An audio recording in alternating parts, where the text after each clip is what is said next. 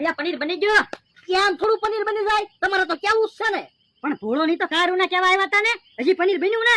એ કેતા તો અમને આવડે. લ્યો પૈસા, તમે પનીર બનાવી નાખો. લ્યો. પણ અમે કોઈ દી પનીર ખાધું જ ના, તો અમને પનીર બનાવતા ક્યાંથી આવડે? તો પછી શાંતિથી ઉભા રહ્યો, પનીર બનવામાં વાર લાગશે. એ હારું. હજી તમે ખાટલે જ બેઠા? એ તમારી વાટે બેઠા. પણ મારી વાટે હું કામ બેઠા? મેં તમને 2000 રૂપિયા તો આપ્યા તા. પણ અમે કીધું તમે કેટલા જણાને કયો, કેમ ખબર પડે? ઈ પ્રમાણે ગામમાંથી વસ્તુ લાવવાની હોય ને. જે આપણે અહીંયા સેવીને એટલા માણસોનું પનીર બનાવવાનું છે. એ તો વાંધો નહીં. હાલો મમરાભાઈ, આપણે ગામમાંથી બધી વસ્તુ લઈ આવી. હા હાલો, બલૂમ લઈને જાવી. અરે ના, બલૂમ લઈને હાલીને જાવ. બલૂમ છે તો બલૂમ લઈને જવાનું હોય ને. અરે દા, બલૂમ આપો ને, ઈવડાઈ જલ્દી વસ્તુ લઈને પાછા તો આવે. એ હારું જાવ. લાય બોલો. અને જો અમે પાછા આવી ને ત્યાં સુધી હરખા વાસણ સાફ કરી રાખજો. આવી ને એટલે તરત પનીરનું શાક બનાવી નાખશું. એ વાંધો નહીં. મમરાભાઈ, હા, પ્લેન સ્ટાર્ટ થાય છે. ઉભા રહો બકુલભાઈ, હું એનાઉન્સમેન્ટ કરી દઉં. યાત્રીઓ કૃપયા ધ્યાન આપો. પ્લેટફોર્મ નંબર 1 ઉપરથી બલૂમ ઉપડે છે.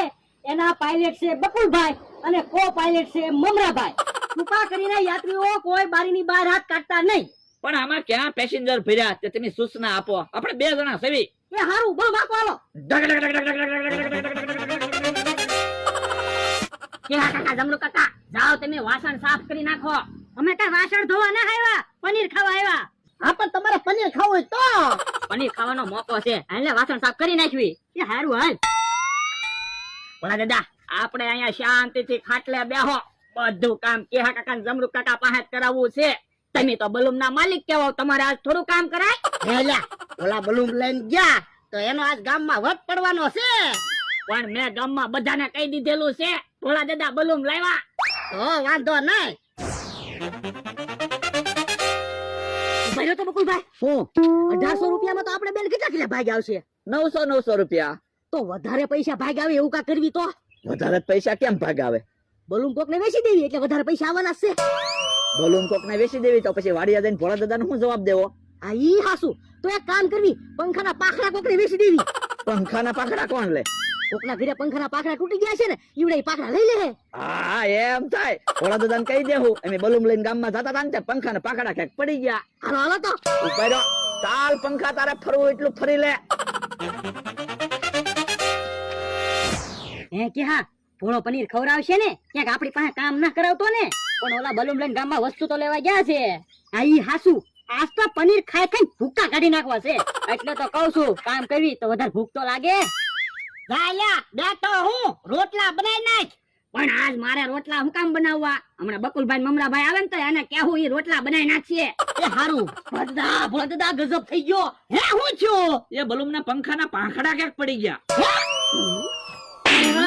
બાપા, નવા બલૂમના પંખાના પાખડા પાડી નાખ્યા. પણ બલૂન લઈને ગામમાં જતા હતા પાંખડા ક્યાંક પડી ગયા. તો લાવ બલૂમના પંખાના પાંખડા ગોત્યાવો. હવે અમને ખબર હોય ક્યાં પાખડા પડ્યા તો તમે હારો લેતા આવી નહીં.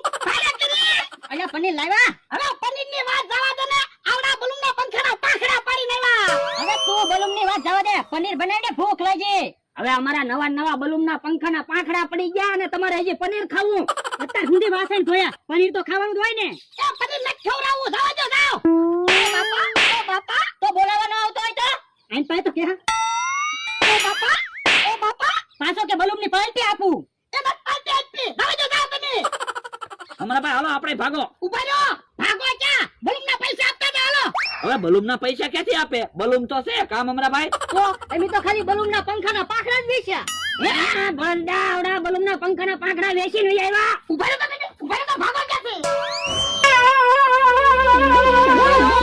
બલૂમ તો દેતા જાવ. જો બોલો, પાર્ટીના પૈસા લેતા ગયા ને બલૂમે લેતા ગયા. કા ભલા દાદા? તું સાનો મનો બેહ ને